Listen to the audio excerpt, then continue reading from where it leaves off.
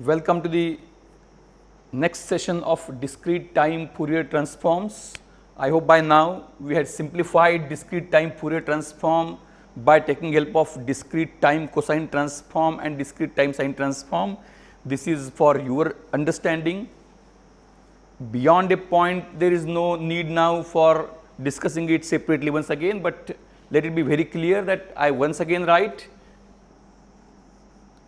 the discrete time Fourier transform, which is now universally accepted transform, transforms a sequence x n which can be of either finite or infinite length.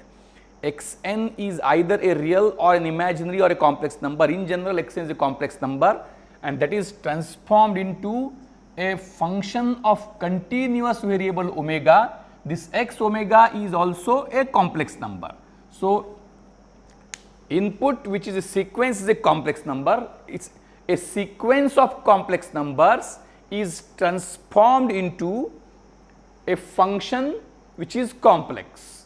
The sequence of complex number is a discrete sequence over n, and its transform is a function which is a complex number over a real variable omega. And one more important point, in the previous session, maybe in the first semester also or before mid semester, we have discussed that a input x t gets transformed into x omega. This is called as Fourier transform, and this is discrete time Fourier transform. What is the difference is that the Fourier transform is also a function of omega. Omega is also continuous, but it is not a repetitive function, not a periodic function, whereas this x omega is a periodic function. Means the value of x omega means if we have got omega equal to omega 1 and omega or we can have x of omega 1 is equal to x of omega 2. This is possible in this case if, and this means that omega 1 is equal to omega 2, means the function will not get same. For this to be true for any general omega 1 and omega 2, omega 1 has to be equal to omega 2. It is not a periodic function, whereas in this case x of omega 1 is equal to x of omega 2.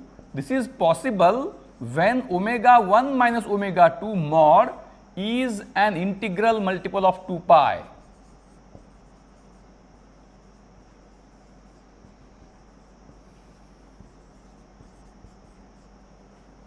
Means whatever is the function x omega, it can be plotted in 2D. We have to plot its real part and imaginary part separately. In that case, it repeats after interval of 2 pi. So, meaningful range is any range of 2 pi, and normally the range taken is minus pi to pi. So, the discrete sequence and continuous function both get transformed into a Fourier transform. The continuous function gets, what is the formula for that transformation? It is an integration. Integration of x t e raised to minus j omega t dt is the formula for x omega, and for this the formula is its summation n equal to minus infinity to infinity x of n e raised to minus j omega n. And as n is an integer, here t is continuous, a real number, any real number, whereas here n is any integer, and as it is integer, when we find that omega, we take omega 1 and then we take omega 2, which is equal to omega 1 plus 2 pi. In that case, since it is n, so why it happens? What is the reason that e raised to minus j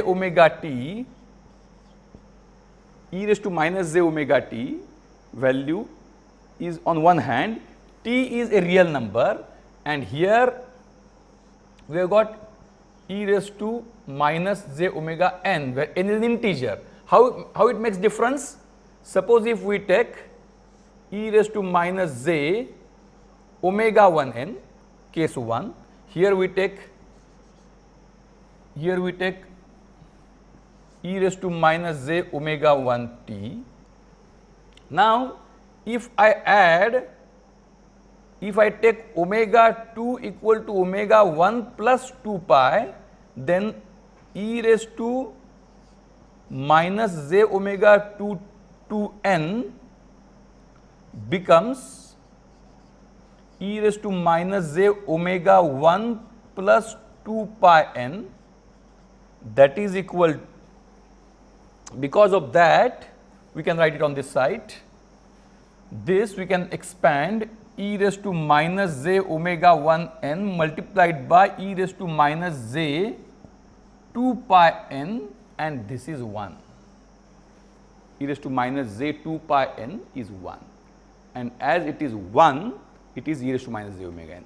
So, e raised to minus j omega 2 n is equal to e raised to minus j omega 1 n, and j omega 2 n are equal, even though omega 1 is not equal to omega 2. So, it is called as periodic function, means in periodic function the values of function repeat when we go by integral multiple of periods. So, meaningful range is only 2 pi, whereas here no such thing is there. This function is not a periodic function. Now,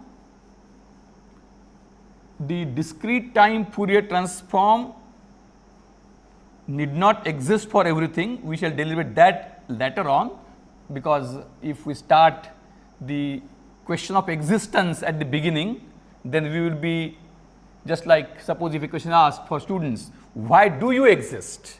Then in that case, this question will loop yourself, and you may not be, if somebody is sensitive person, he will not be able to think further. Therefore, we defer the questions of existence and let us work with the things for which the function transform exists. So, with this now we have x of omega is equal to summation x of n e raised to minus j omega n equal to minus infinity to infinity. This is the discrete time Fourier transform. Now, once this is known, its basis, that is how it comes from cosine and sine, I have told. With this now you can solve many examples in a standard way, means xn is given and you have to apply formula and you can get the result. So, we will naturally discuss these things, but right now instead of spending some time on a very simple task, in the flow I thought it is better to discuss about the inverse. So, we had discussed last time that the discrete time cosine transform is not independently invertible, because it is same for two sequences. So, it has got two inverses.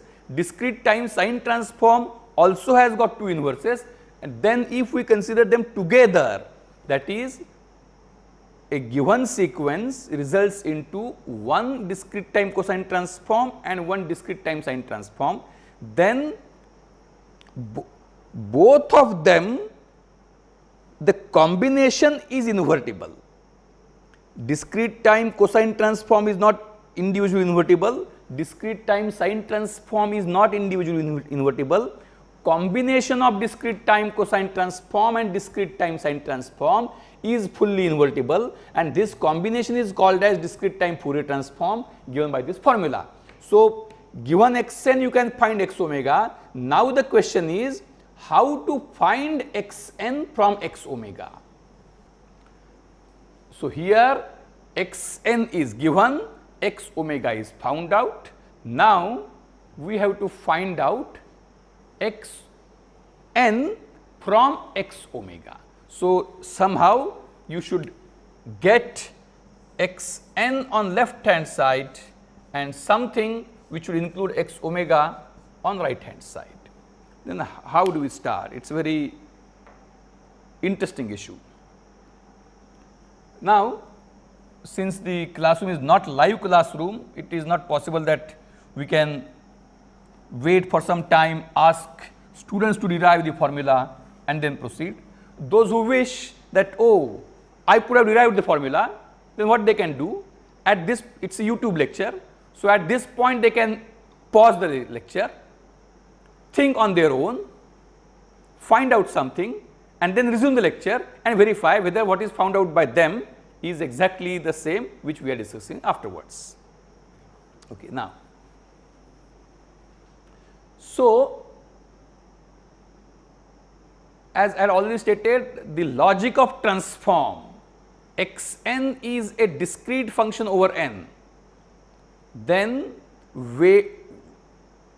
for transforming a discrete sequence into a continuous function, what is the crux?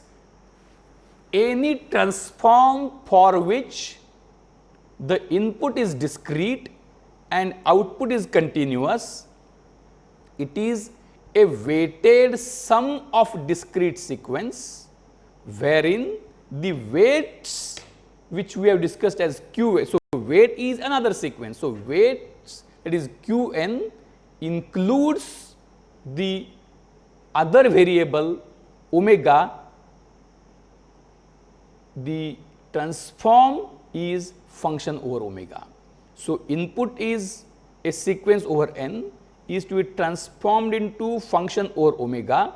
In that case, the logic, the crux for transformation is the function over omega, that is the transform, is the weighted sum of the discrete sequence, that is x n is a sequence and this is q n now, that is for dt ct and dt st we have combined here. So, the sequence and weight. So, weighted sequence, it is some weighted sum of the input samples. It is for transforming discrete to continuous function, because why sum is to be taken? Because the logic is we are transforming a sequence over n into a function over omega. So, the transform function over omega should not consist of n. So, we should consider, we should just like now, actually what is the logic behind this transformation? I will give a simple thing, it is not invertible transformation. Suppose if you are a good student and you get very good marks, grades you may not understand immediately, you get very good marks, say at standard 10th it is there, you get very good marks in many subjects and only less marks in one subject. Then what is your purpose, what is the objective of when marks are asked to you, what will you do? Obviously, you will not lie, but you will tell the total percentage. So, when total percentage is taken, individual identity is lost. So, in which subject how many marks, that is never revealed. So, you tell total, but this is not invertible transform.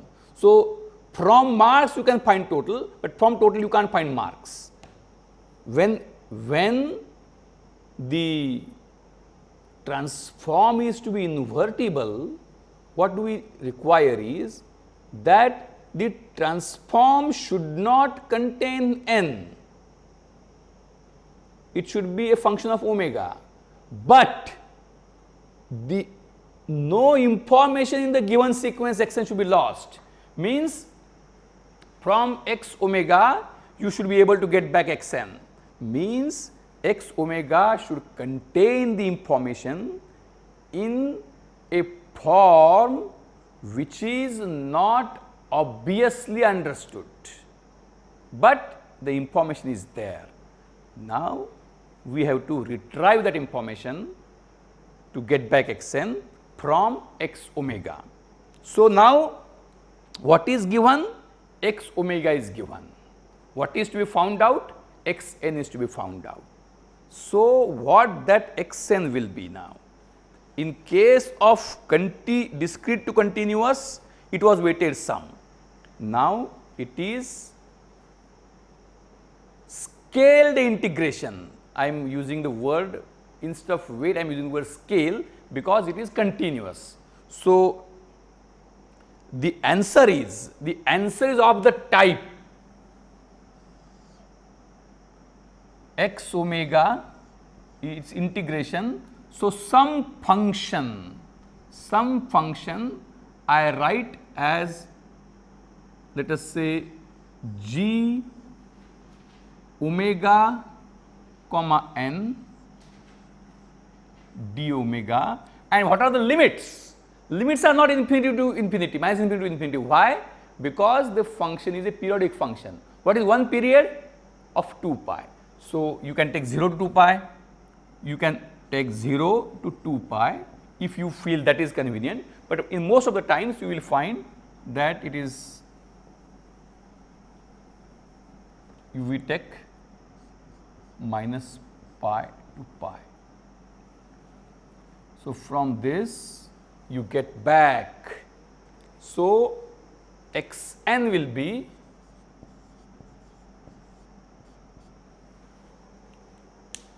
this, that is g omega n. So what is it is?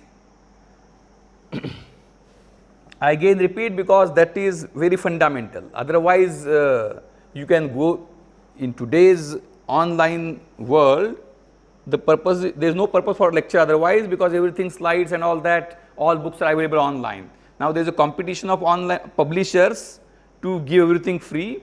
Only thing is that it is just like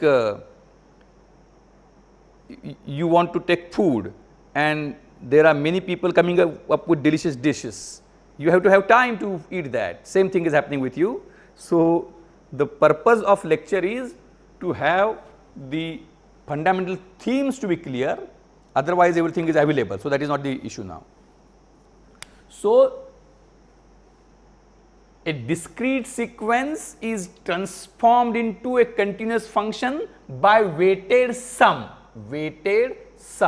whereas continuous function is transformed into a discrete sequence by scaled integration. Why I am using the word scaled? Because it is continuous, it is discrete. So these are discrete weights. It is now a, means these weights are defined only for n. For what we can say, non-integer n, the weights are not defined. So n is integer here, weight is integer. Here omega is continuous, n is there, but omega will vary. So for various omegas, weights vary. Here remember, here also n is there, here also n was there, but weights were for different n's and the weights were discrete. Here weights actually are for different omega and omega is continuous, therefore instead of weights I use the word scaled. So weighted sum of discrete sequence, scaled integration of continuous function.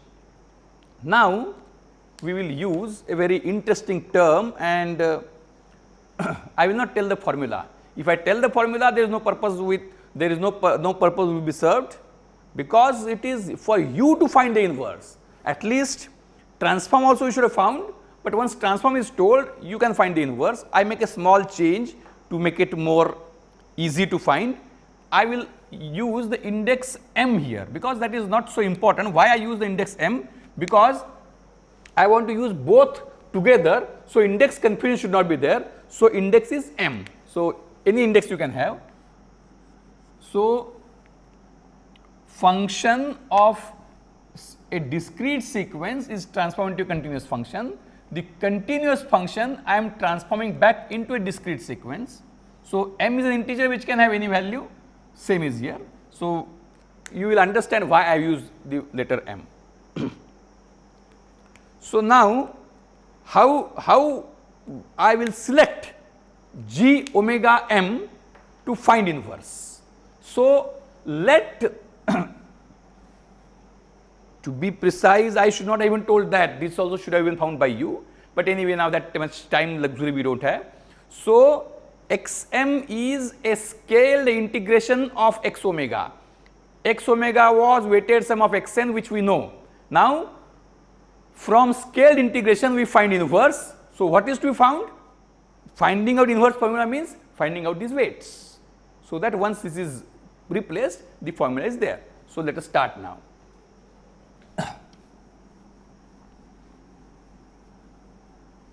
I hope I am trying my level best, assuming that you will understand. So, we write x of m on left hand side is equal to minus pi to pi x omega g omega m d omega. So, this is the formula of inverse, where we have to find g omega comma m. Now, how do we find that? So, what is x omega that you know? What is x omega? That it is having a formula. So, we put that again. So, it is very interesting manner we will develop. Those who want to claim that they can do on their own should put a pause button, derive it and then verify. So, that is equal to minus pi to pi. What is x omega? X omega is summation xn e raised to minus j omega n over entire n.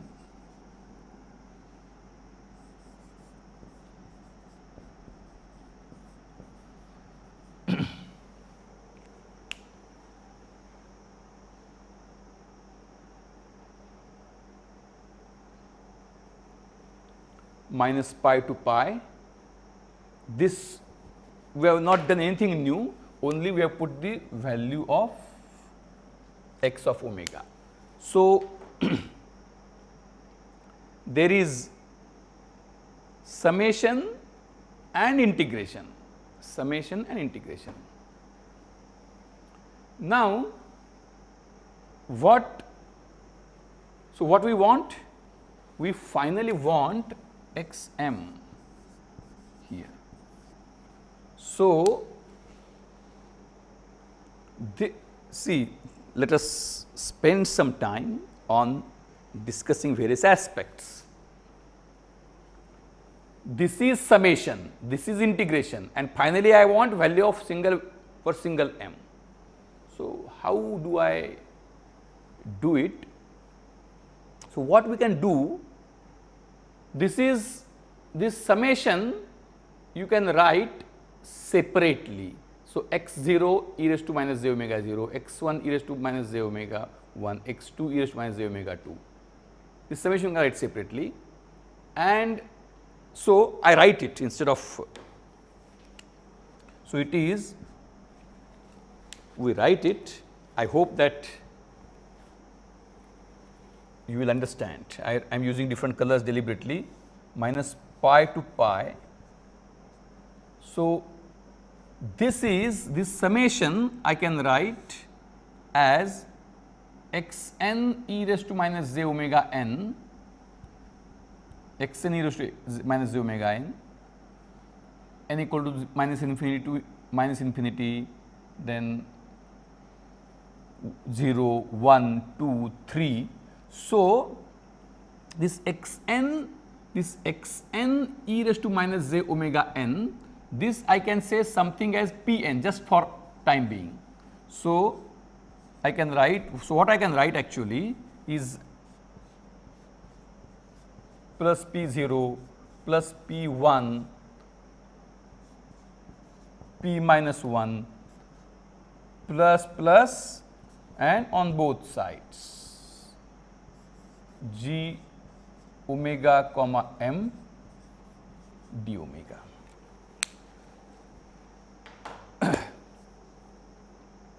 So, what we can do in integration, we have got summation, multiplication. So, what we do is this integration we can find separately for each term. we can find integration separately for each term. Means what? In the book you will find they interchange the order, but you should understand how. So, this is, so this I can have this multiplied by this. So, I can further have minus pi to pi bracket. This p term is of, actually just for understanding I have put p minus 1 g omega comma m plus p 0 g omega comma 0 plus p1, sorry, not it is m is different, it is n, g omega comma m d and plus so on and d omega. So, what does it mean? So, this d omega also you can bring inside. So, entire product you can bring inside, or you can do it at the next stage. So, in the next stage what we do? In the next stage, this means what? This means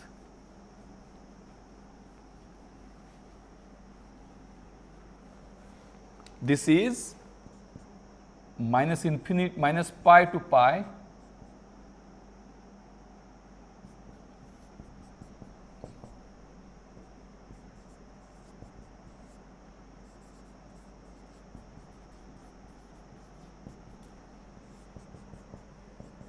I am just writing too simple.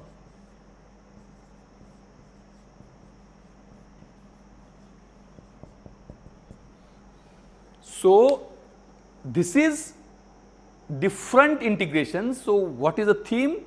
Summation, integration over summation is summation of integrations. So, then we can write it like this. So, this all these steps I have written to give you the theme that you can reverse the orders of integration and summation, because that is the crux of this entire situation. So, I rewrite again. So, this is, that is equal to minus pi to pi x omega, the value is there, that is summation n equal to minus infinity to infinity x n e raised to minus j omega n, this some function g omega comma n d omega.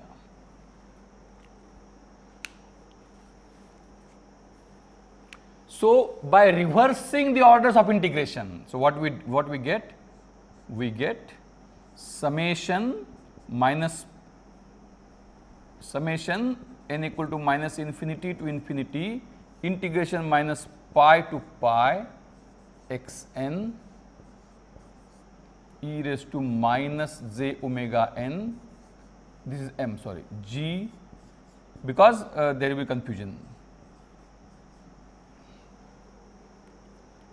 And this we want to be xm. So, xn e raised to minus j omega n multiplied by some function such that, now what should happen? This I want to be xm.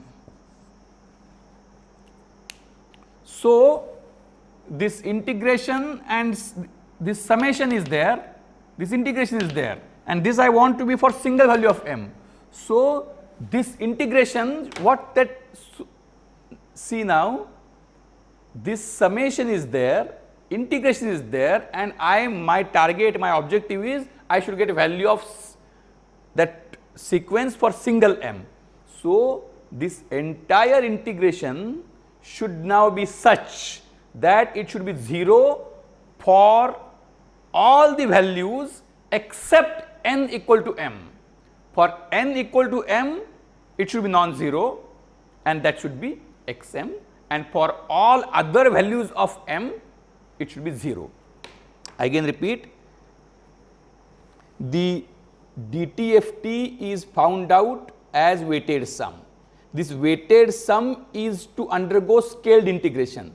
So, the scaled integration should be such that it should become 0 except for a single value of n which is equal to m, and for all other values of n it should become 0. So, what kind of this you should choose, the weight you should choose here is e raised to minus j omega n.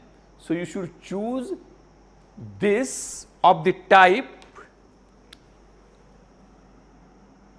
this e raised to minus j omega n, you should choose this of the type e raised to j omega m.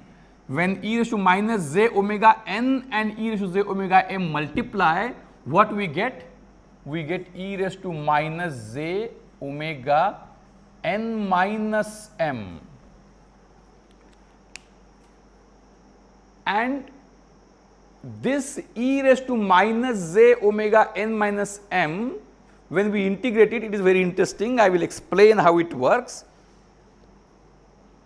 This e raised to minus j omega n minus m has got two things, for n equal to m and for n other than m. For n equal to m, what we have got? For n equal to m, this becomes entire the index becomes 0, so this becomes 1. And when it becomes 1, integration of 1 d omega for minus pi to pi is 2 pi. So, this integration becomes 2 pi, which integration? This one, and this is xn. So, for m equal to n, this is xn means this is xm, and for n other than m it is 0. So, what we can write this as, again this summation is there. So, this internal thing is summation, we write n equal to minus infinity to infinity minus pi to pi x of n e raised to minus j omega n e raised to j omega m I am using d omega. The weight I am using is e raised to minus j omega m, and now we found that this integration resulted into 2 pi. So, that 2 pi product multiply will come, that I do not want. So, weight I choose is upon 2 pi. So, the weight which I choose is, that is the weight function or scaling which I do is by e raised to j omega m upon 2 pi. So, what does it mean? That this 2 pi is constant, so it will come out directly. So, we proceed further as, so it is very peculiar. So, this summation is, I can write directly, that is equal to summation n equal to minus infinity to infinity. Summation can come, 2 pi can come directly outside also, but I keep it here, 1 upon 2 pi integration of integration from minus pi to pi x n e raised to minus j omega n minus m d omega.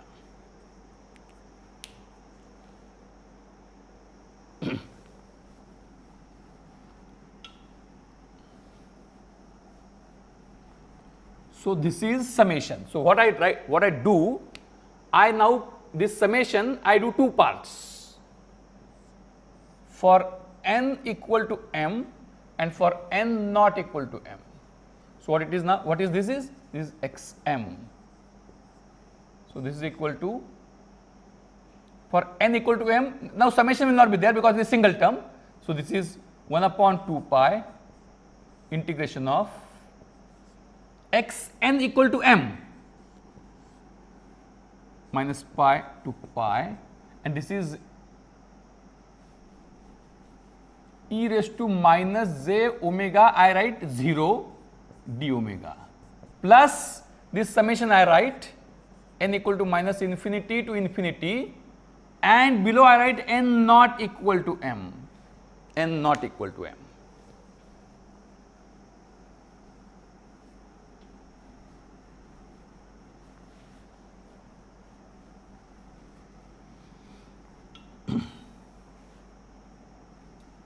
N not equal to m, it is xn e raised to minus j omega n minus m d omega, n minus m d omega.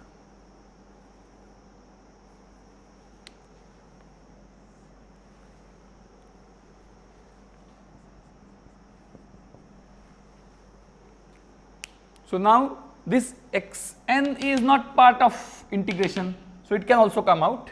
So, this I write as 1 upon 2 pi and 1 upon 2 pi, 1 upon 2 pi is common for both. So, plus 1 upon 2 pi you can write here also. So, 1 upon 2 pi from minus pi to pi x m, this is 1, so d omega, plus 1 upon 2 pi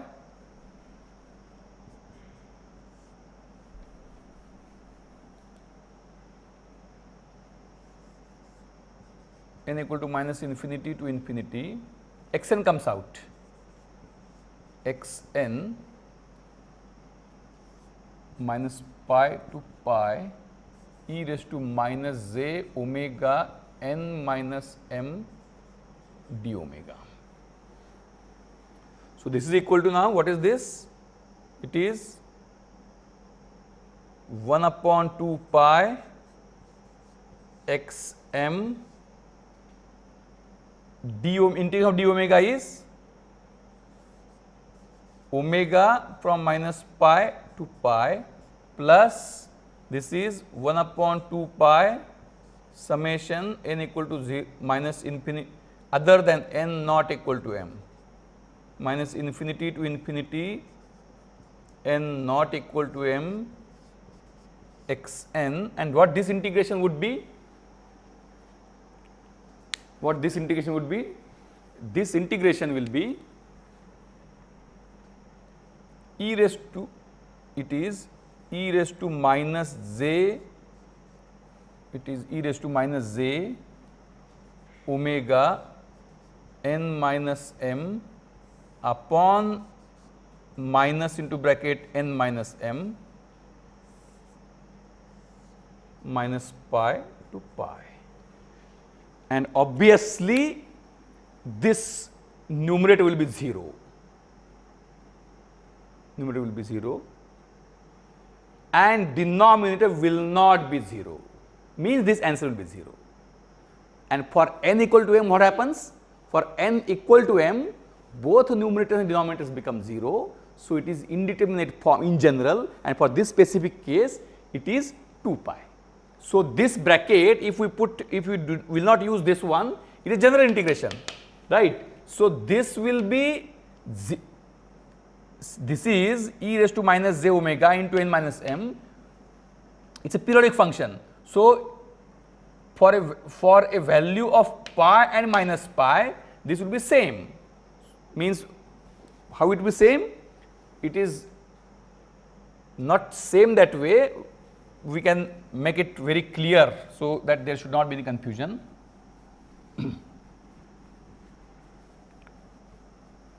So, obviously, for x m is equal to this 1 upon 2 pi x m into 2 pi. So, these 2 pi gets cancelled, it is x m. Then you will say x m equal to x m means what? We wanted that because x m was a general formula for g omega comma m, and if we use g omega comma m as 1 upon 2 pi e raised to j omega m, this answer we get, and plus this is 1 upon 2 pi summation n equal to n minus infinity to infinity n not equal to m x n, this is e raised to minus j pi n minus m minus e raised to minus j minus pi n minus m upon this is m minus n, and then it is minus pi. So, straight away it becomes this is omega is here. So, e raised to minus j pi, this minus goes here, and we get what we get here as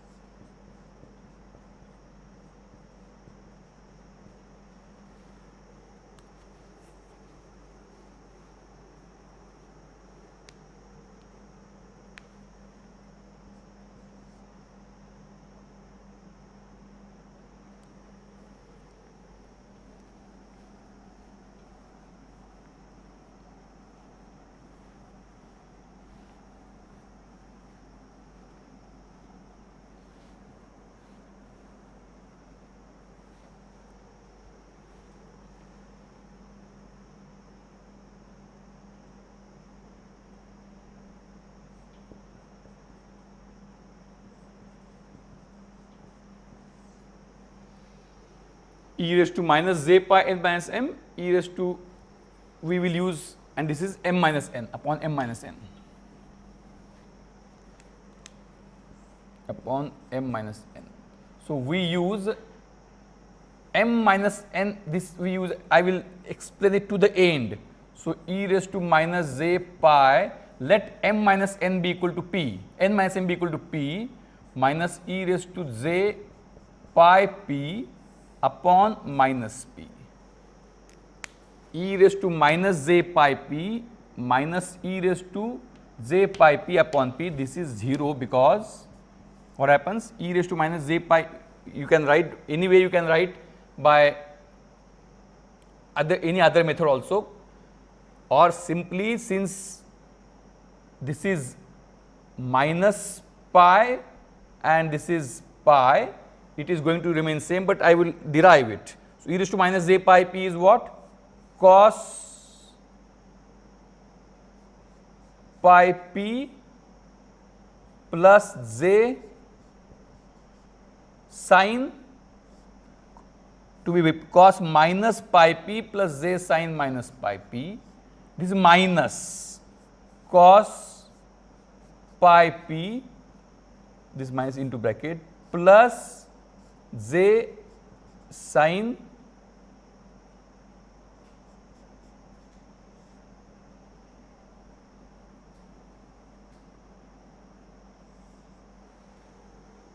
pi p.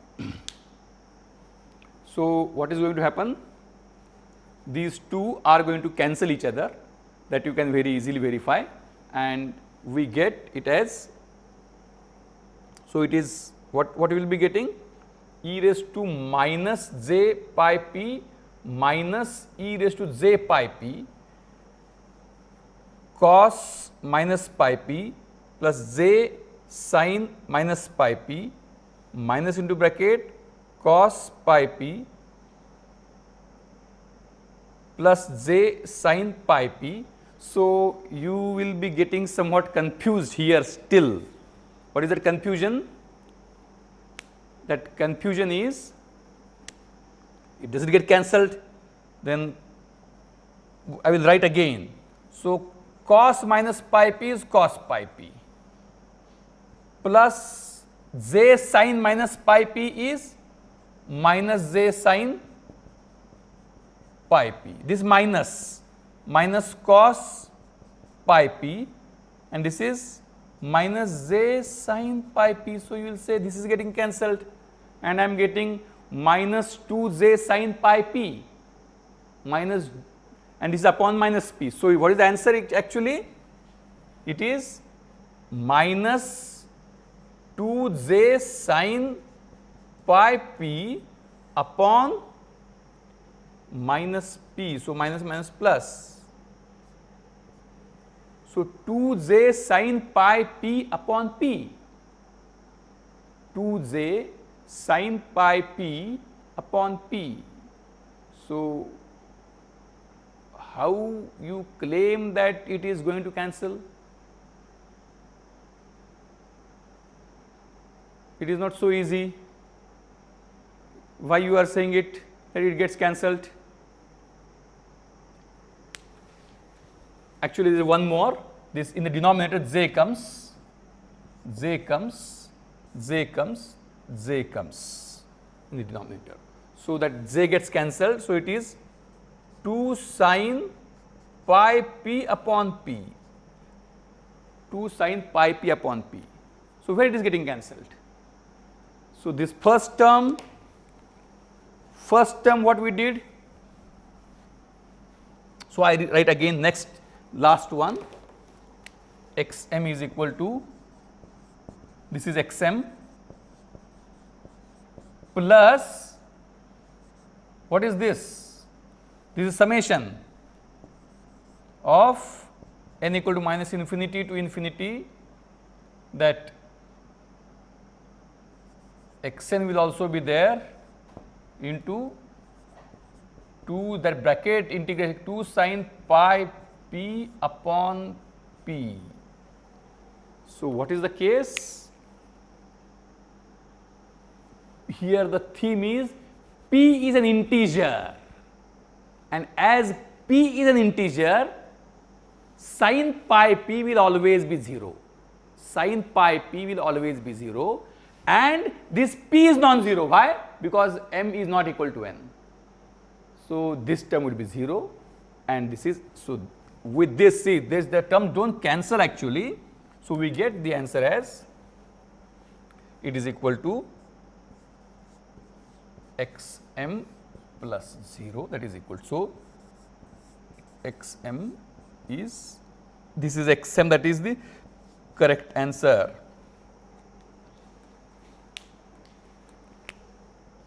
In fact, there was no need to take it two separately. There was no need actually. I took it deliberately so as to simplify. Otherwise also, otherwise what we can have, this is a general term. So what it is? It is actually n equal to minus infinity to infinity xn 2 sine pi p upon p, 2 sine, and 1 upon 2 pi is outside, 1 upon 2 pi is outside, 1 upon 2 pi is outside. So this is the final answer, to be very precise. Xm is equal to this. You can just by what we have done, that changing the order, we took summation first, we took inside integration inside and calculate integration. So it is 2 summation xn 2 sine pi p upon p. This 2 I can take outside. So if I take this 2 outside, it will be like this. This 2 gets cancelled. So it is 1 upon pi. So 1 upon pi summation over this. Now what is p? P is n minus m. P is n minus, where p is n minus m.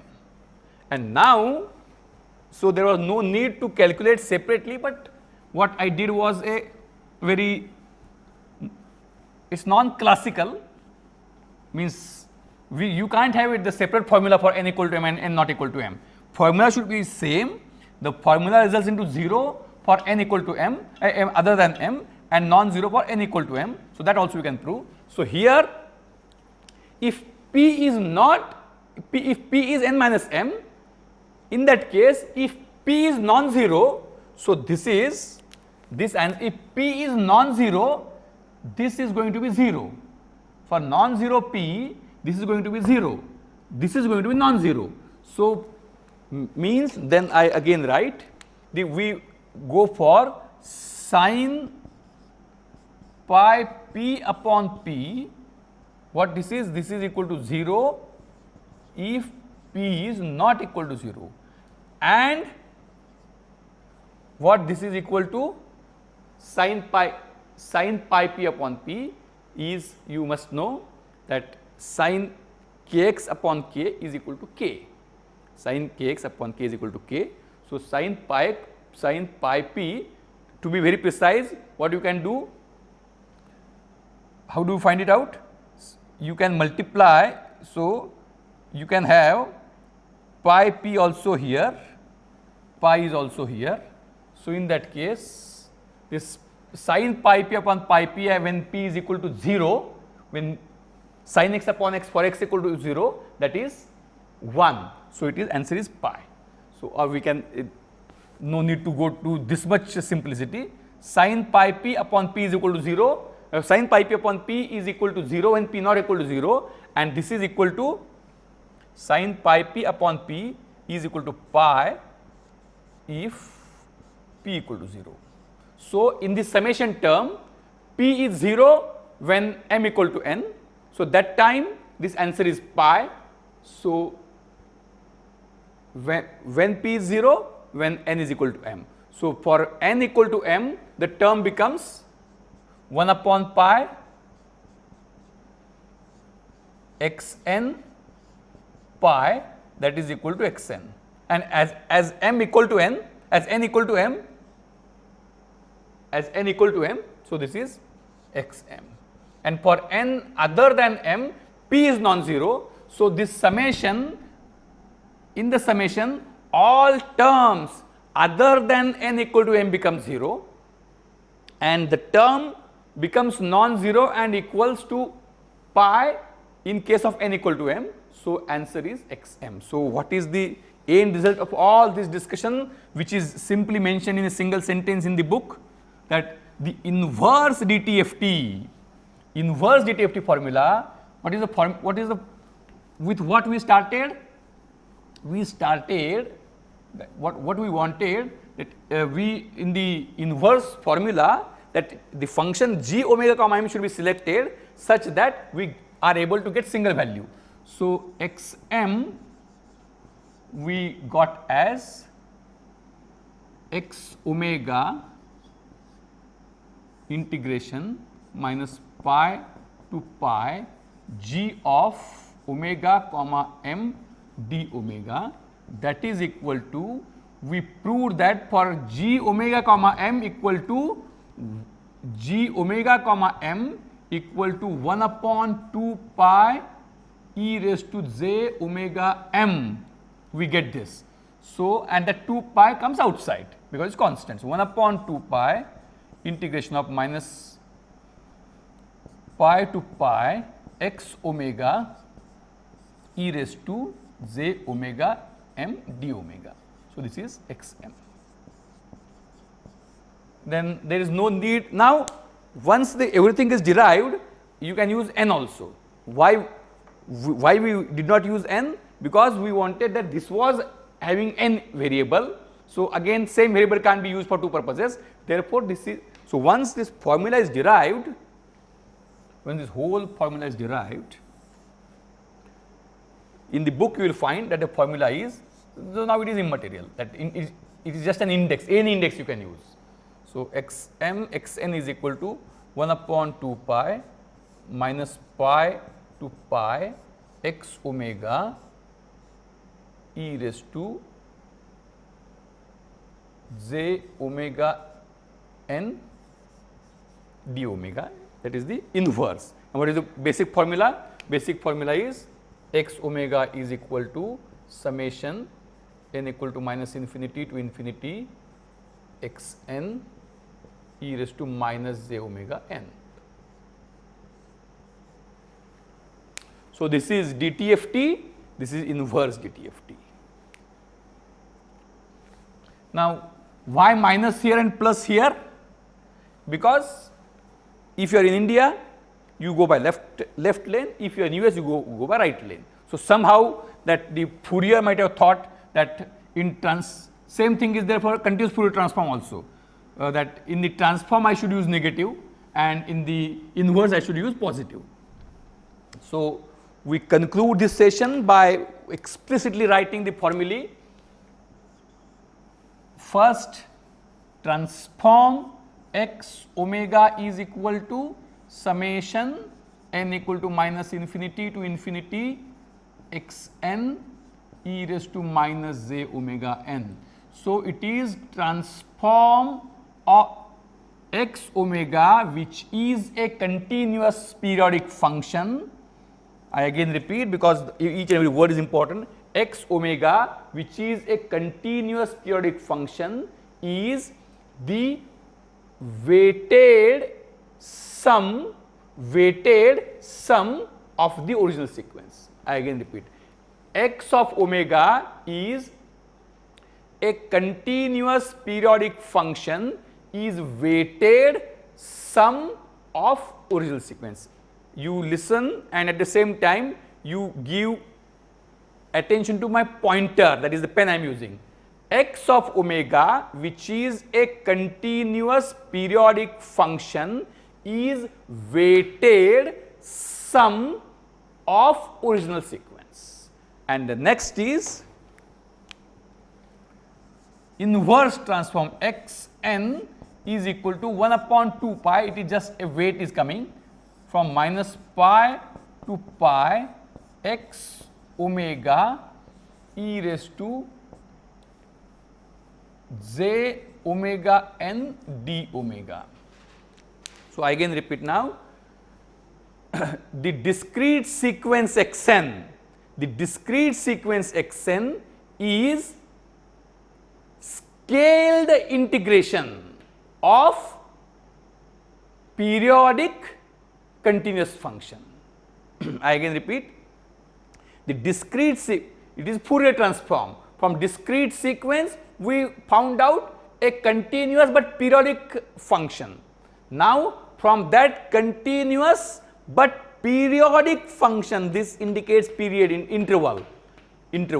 So the scaled integration of continuous periodic function x omega is the discrete sequence xn.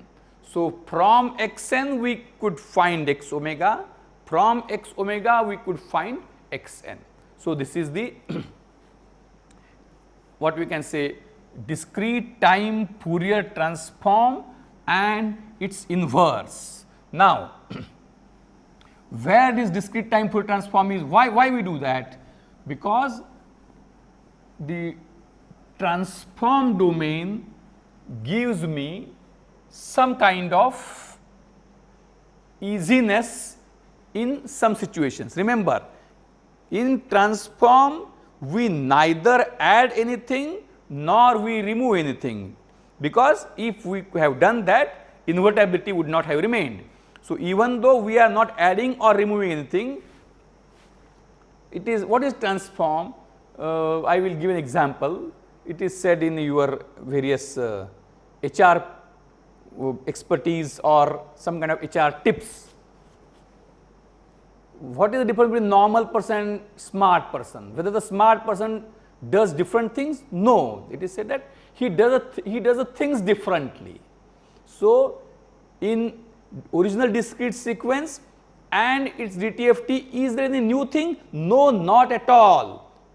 DTFT does not include any new information, but DTFT presents the same information in different form, and when it presents in different form, the presentation contents are no doubt important, but along with the contents the manner of presentation is equally important, and the transforms which we take for different purposes in our systems are meeting the same purpose. So discrete time Fourier transform gives when you have xn, we know single values for every n, whereas in DTFT we know value for different omegas. Now it's a very interesting thing, n can be infinite, but omega is finite now, because after 2 pi it is repeating, after 2 pi. Are you getting me? How you can say, I said that xn and x omega is invertible. So information contained here is all contained here. So this n ranges from minus infinity to infinity. What is the range of omega? Omega, you could say no, it ranges from minus infinity to infinity, but no point. Why? Because after 2 pi it is repeating. So omega is ranging only from minus pi to pi. Then how information contained in this infinite samples is contained in the finite range of omega. The key is, even though it is infinite, it is integer, n equal to 0, 1, 2, 3, minus 1, minus 2, minus 3, and even though it is finite, it is continuous. So, the from minus pi to pi, you again get infinite points of omega. Omega is continuous, n is discrete. So, the samples are infinite, these are countably infinite, 0th sample, first sample, second sample, third sample, fourth sample, minus 1 sample, minus 2 sample, and so on. So, we have countable infinite samples in discrete sequence, whereas x omega, what do we have?